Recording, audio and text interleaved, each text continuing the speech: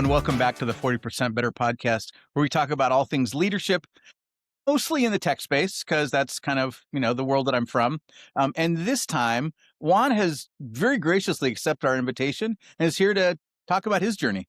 Welcome to the show. Well, thank you. Thank you for having me. I appreciate that. Yeah. Geographically, where are you located?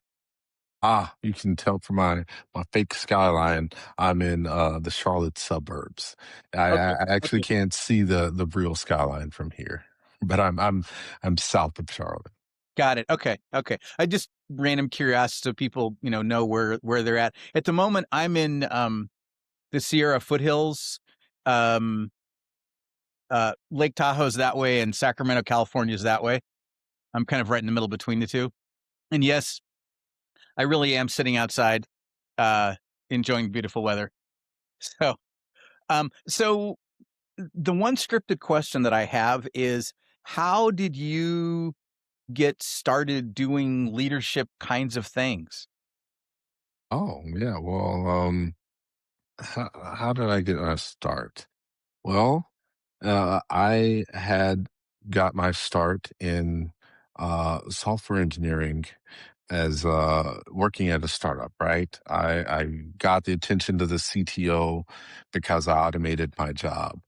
And I worked in a lot of smaller companies, a lot of startups. And the thing about when you work at a smaller company or a startup, when you have, say, um, half a dozen people, right? Um, you might not be the CEO, but you're definitely leading in a way. So you have so much responsibility and um, influence that you're a leader, but without the title, right? So that's I'll really the first half of my career was a lot of leadership without the title, let's say, Nice. because I was doing a lot of architecture. I was making sure and really just punching above my weight what my official title was. Nice. So that's how I got started, you That know? I that is awesome. I really like when people, number one, have the experience, but also number two, that they can talk about it and understand kind of the context and what's happening and the value proposition. I also started off at startups, and for me, yeah, I didn't have the title, but still was doing all this stuff. That totally makes sense. I love that. I have this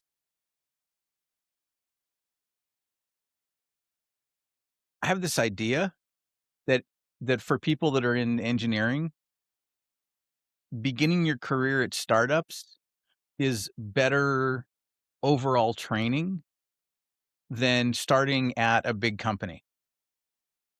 Because, like, you're talking, you have to be a leader, you have to do that, and you get your fingers in so many different pies that you don't have that opportunity at a really big company.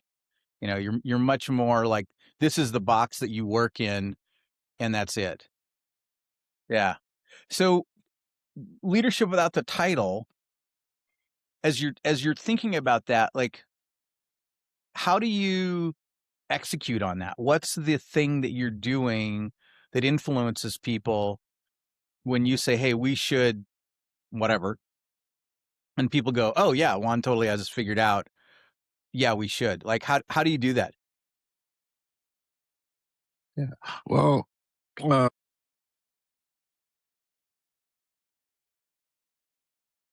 no, sorry about that.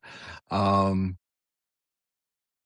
when Well, I'm just thinking about the way that my actions and the things I'm going to do are going to affect things down the line.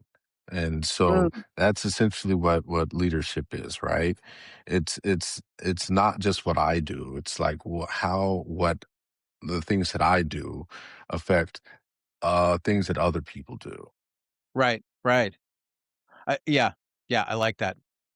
Yeah, and that self-awareness thing there, that's excellent. I like that. Have you always been super self-aware like that? No, no, no, no, no, no, no. Uh, I've done a lot of self reflection relatively recently. So let's Nice. say I was definitely not very self aware earlier in my career. I can say that for sure. Okay. Um, if I may, what's without getting too personal, what sparked the curiosity to go down that path?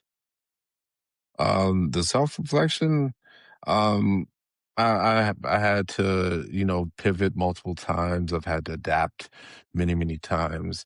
I've had to start over a few times.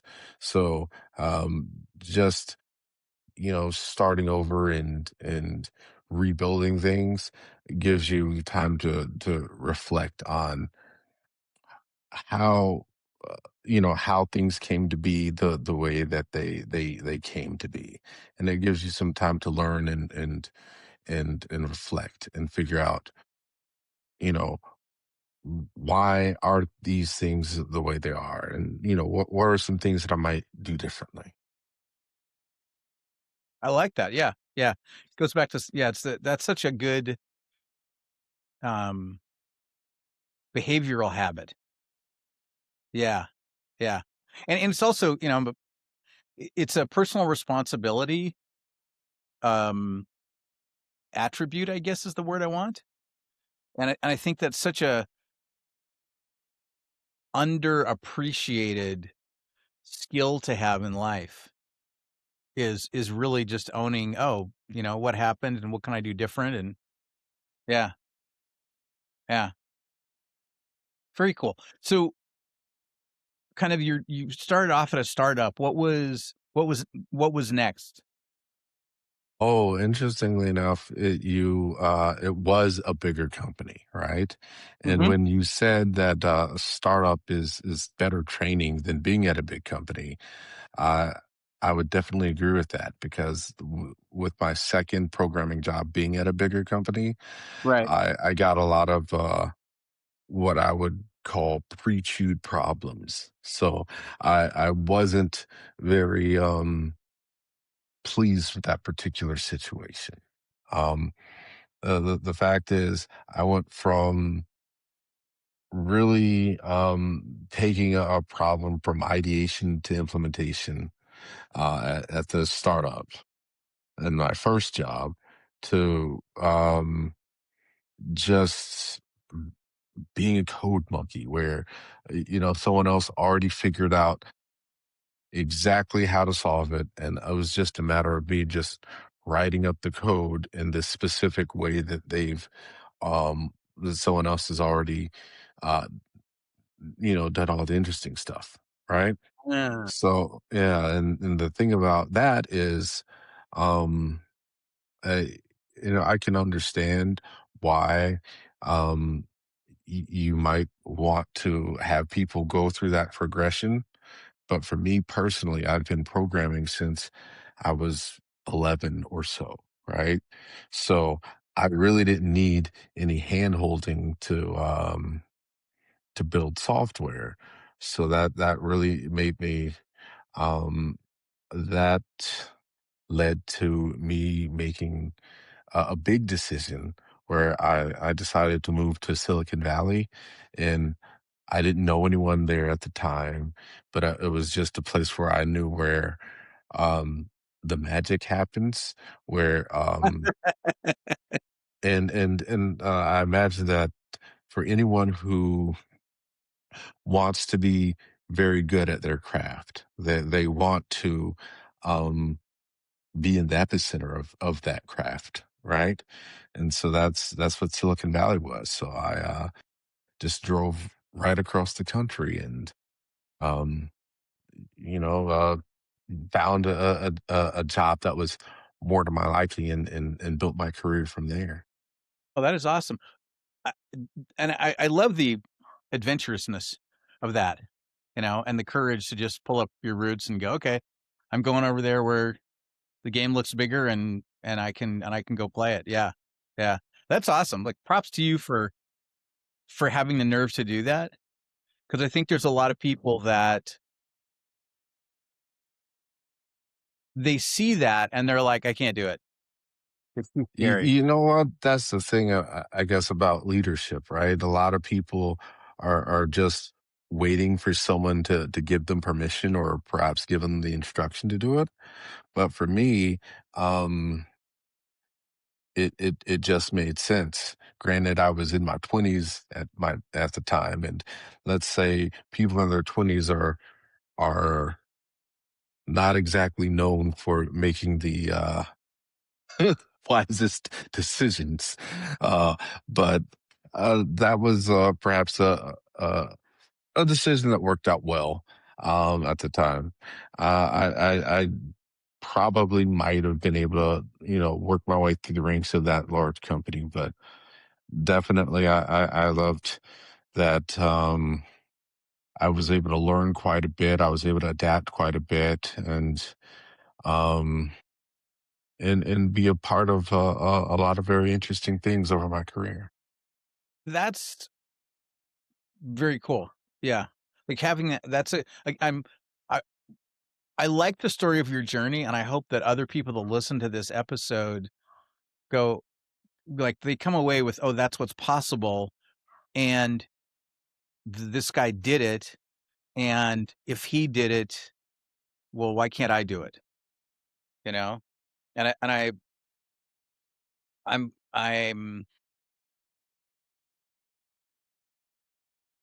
I get frustrated when I hear people who have really good opportunities in front of them, but they're waiting for somebody to tell them exactly what to do, and then to give them permission in writing or something like they're 8 years old and they're in grade school still. And you just, like, said, "I'm gonna go do it. I'm going for it," which is awesome. Yeah, I love it. Um, what different kinds of things did you work on when you moved out to Silicon Valley? Well, yeah. Well, the one of the first things that I learned was that the platform that I was using wasn't the most in demand platform. It's a platform called Cold Fusion. It actually had a couple of hubs. One was in finance, and one was in insurance. And they also had a good amount of people that used Cold Fusion in the government. So I could have gone to DC. Uh-huh. But at the time, I really wanted to, like I said, join a startup in the Silicon Valley area. And that was really my first pivot, where I pivoted from Cold Fusion over to PHP. The nice thing about having learned Cold Fusion is I learned it from a book. I've learned a lot of things by reading the book. And there's a chapter on the various components of a web app. So even though I specifically knew Cold Fusion, it was relatively easy to pivot from that into LAMP development. So, um, and then as a PHP LAMP developer, I was able to break into a startup doing that. So Nice. that was exciting stuff. Very cool. Yeah, how many languages do you know now? How many programming languages? Programming languages? Yeah. I don't count, man. The thing about the programming languages is it doesn't really matter. I might know this language or that language, but the thing about programming, it's not the syntax, it's the um way that systems interact. And that's the important part, right?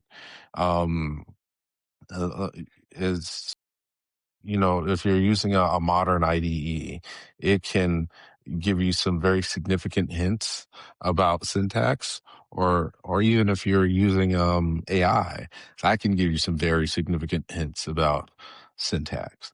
But what really matters are um, good software design principles and architecture and those decisions that are hard to change later.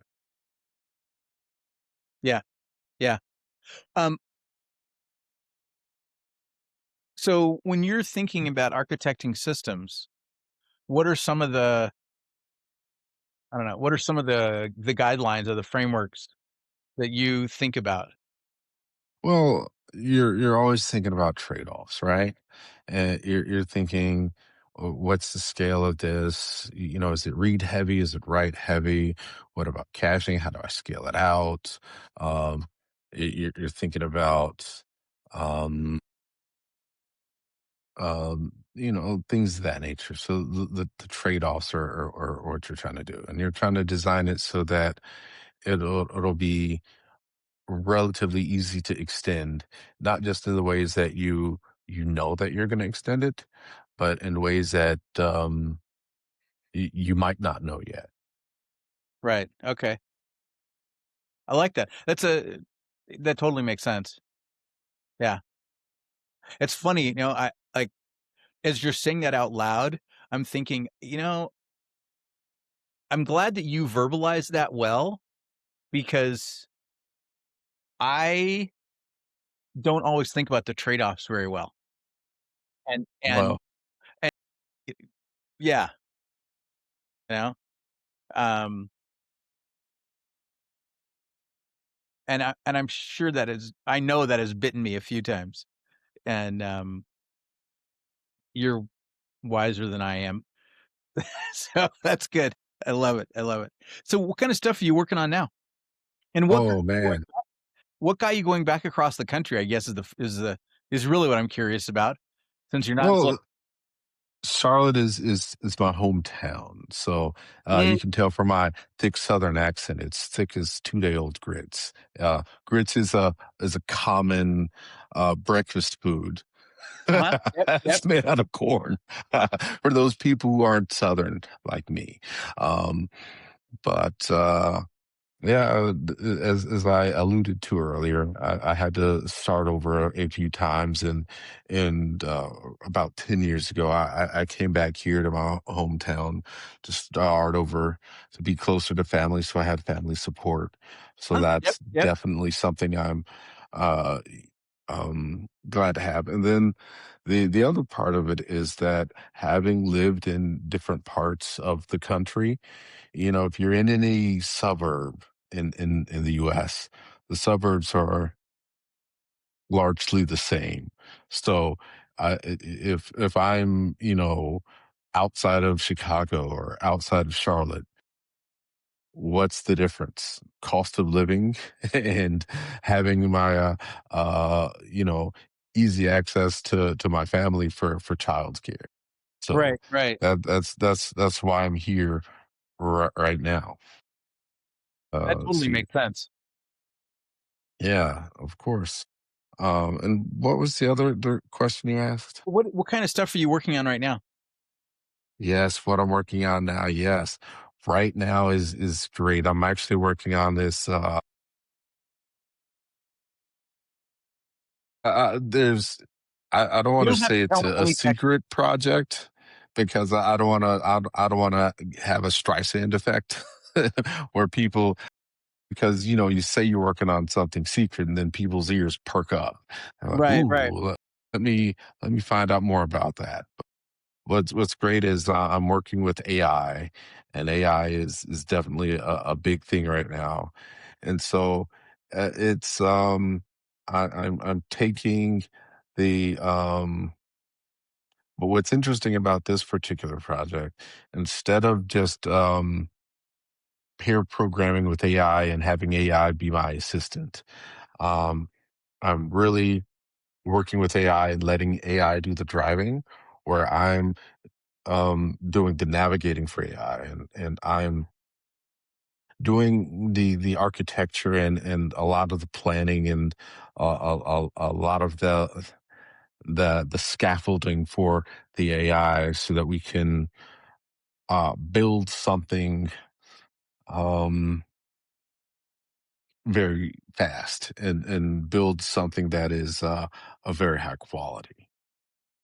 So it's exciting. So it's like I'm leading a team of AI developers more than anything else, because I'm responsible for making sure the code works and making sure that it, um, making sure that I'm having good software engineering practices and all that stuff. But I'm not necessarily the one writing every line of code. Right. How big is your organization? Oh, this particular team is a smaller team, but that's probably about it. All I can say about that. Say, okay, okay, yeah. Again, I don't want any secrets. As long as if you're not comfortable, we're good. Um, No problem. yeah, The one thing about me is, loose lips sink ships, and you're not going to get any secrets out of me, man. perfect. Okay, good. Awesome, awesome. Yeah. Um, so in the past, um, have you have you been the guy running software teams? And what's that been like, if you have? Well, not really. The thing is, I've been very much focused on code quality and architecture and things like that.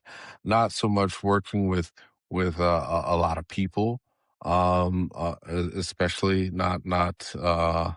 I haven't had any direct reports or anything right like that. Um, but like I said, I've been managing without the title, right? If you know, there's I would I'm working to make sure that the product that I'm working on, whatever that product is as good as it can be. Focusing on that, things like that. You know. Right. Okay. Well, which is cool. Was that like a conscious, like, decision that you when you thought about your career path, you were like, "This is the direction I wanna go," or Well, I definitely enjoy coding and programming. Like I said, I've been doing that since I was 11. So, um, and to the extent that I deal with people, it's um, it's in service to my primary goal, which is to program and to build things, Right, right? right. So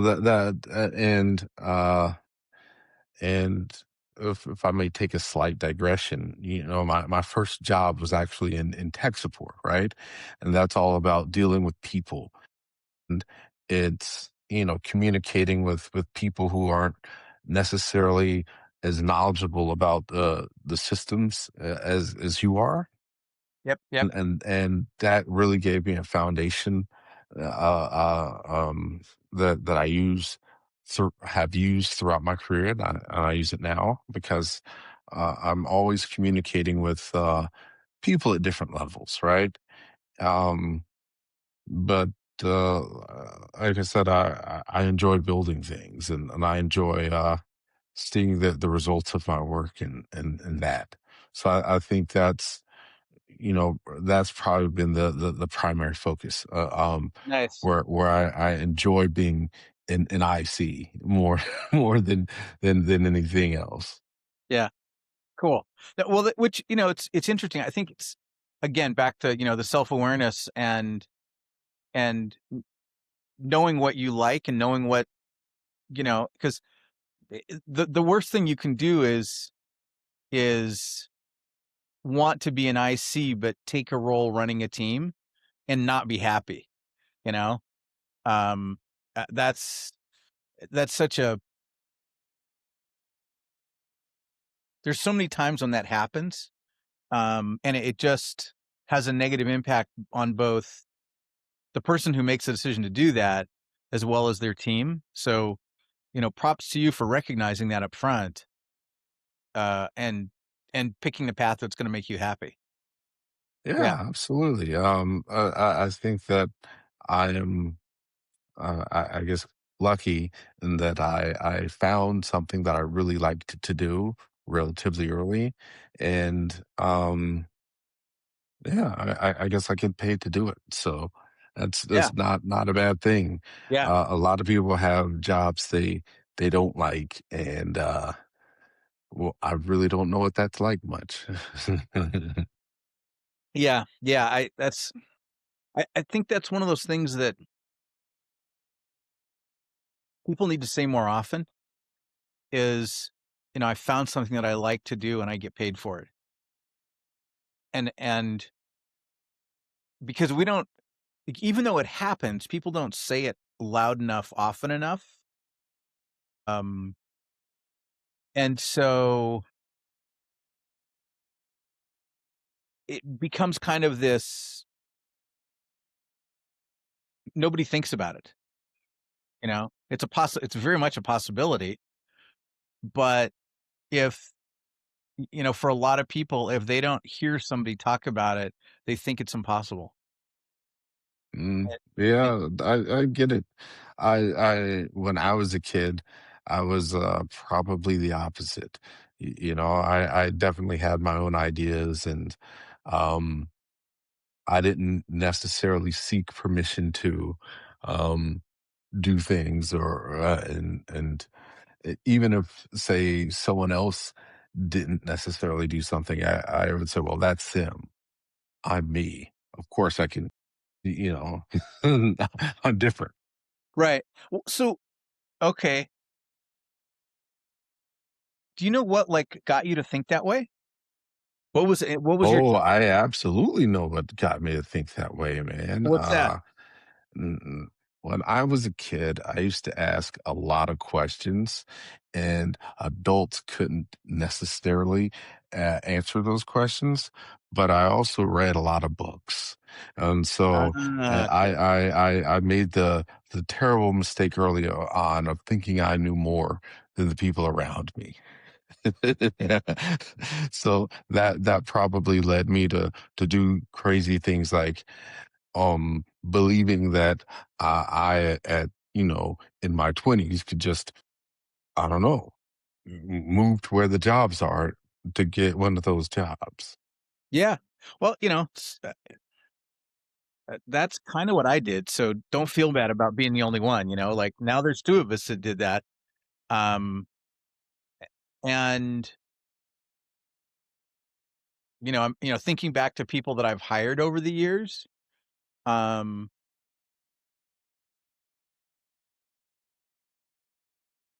the first software team that I built, half the people on my team were not born and raised in Silicon Valley. Hmm. They came in from other places, and one of the guys had literally, like you, had driven in, like, a week before. Nice. Um, yeah, and I was like, I loved his gumption. I loved his curiosity and his his adventurous spirit, and to this day, he's one of the best software engineers I've ever worked with, you know? Um, and, yeah, I'm, super happy to have been able to hire him, But yeah, like, yeah, half the team was from out of the area. So, yeah. You're, I think that's another good reminder for people, right? Is like, you want go chase the adventure. Absolutely. That's well, I don't know. I don't chase adventure anymore. Not now that I'm old. But no, I'm chasing stability. Uh, well, but that's the thing. The only constant is change. So, Exactly. right now I believe my stability and my ability to remain employed is rooted in my ability to adapt, right? So Mhm. the same um properties that led me to move to Silicon Valley in the first place, and try to learn what I needed to learn, and in order to live. I'm doing the same thing, except now, um, you know, just trying to adapt to the changing world as it is right now. Right. Right. And, that's the game is the world's always changing, you know? Mhm.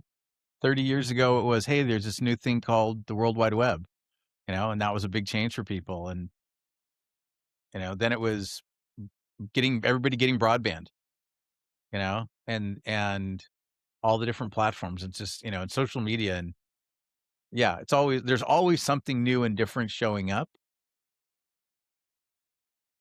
and I think it's wise just to be like, "Okay, I'm gonna ride it. It's gonna be unusual, and I'll learn." Yeah, because it's what you're doing, right? Yeah. I like that. That's awesome. Cool. Um, Someone who's new to the game of software development, what kind of advice would you give them? Well, the first thing I'd say is,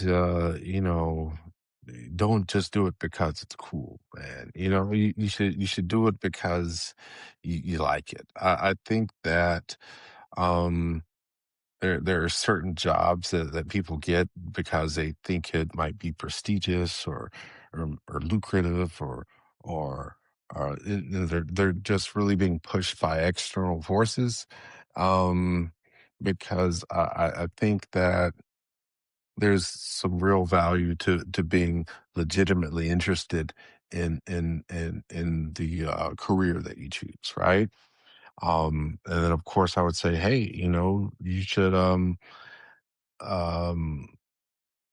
well, I would say because I'm old, get a book. But these days you can learn from YouTube or you can just read things online. But I would say definitely get into some code and try to build something, right?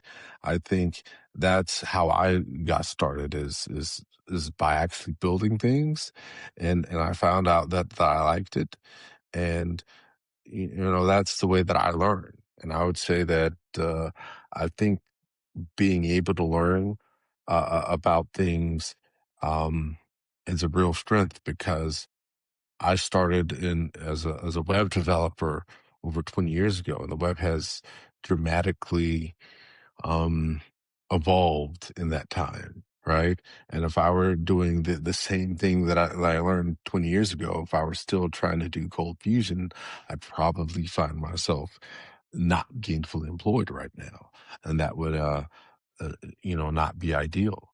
So definitely find something you actually like to do, try to build something, you know, and don't be afraid to be a little bit outside of your comfort zone, right?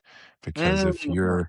um if you're fully comfortable, you're not learning, and you're going to need to learn because technology just changes so much and so fast. If you're not learning, if you're gonna be in your comfort zone, you're you're not gonna last very long at all. Um, and yeah, I think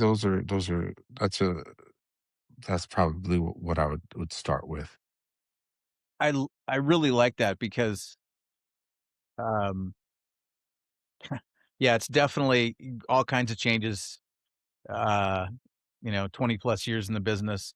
Yep, totally lots of changes, and definitely getting out of your comfort zone.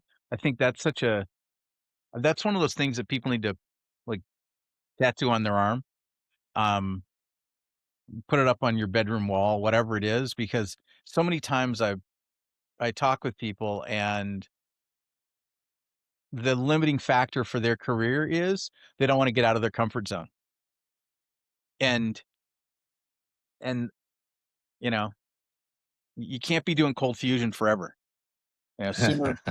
Sooner or later, that's gonna be not, and, it's kinda like, back in the day when guys were doing COBOL, you know? I don't think anybody does COBOL anymore. That, everything is migrated away, and even though, yeah, there's a period of time when that was super popular, and then there was a period of time where, um, it was high demand but low volume because it was only for banks. But I'm pretty sure the banks have all upgraded to something better now. Um, and yeah, you gotta be willing to be uncomfortable. That's such a it's such a uh, it's such a key element for advancement, I think. And being able to talk about it is one of the pieces that I think is missing.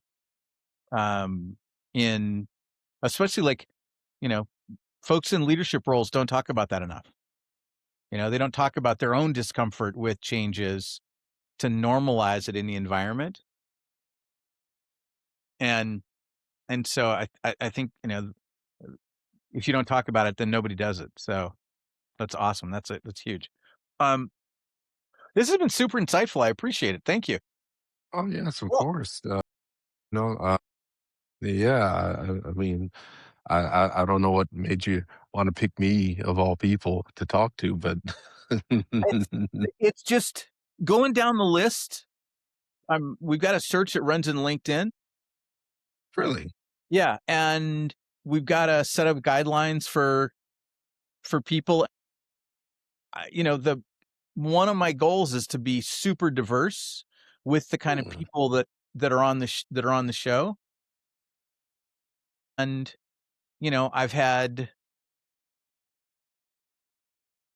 I've had people who they started off like you really young doing stuff. I've had people who they didn't get into tech until they were 30. Um, I've had people who started leading teams really, really, really early. Um, One guy, he started building soccer teams when he was 7. nice.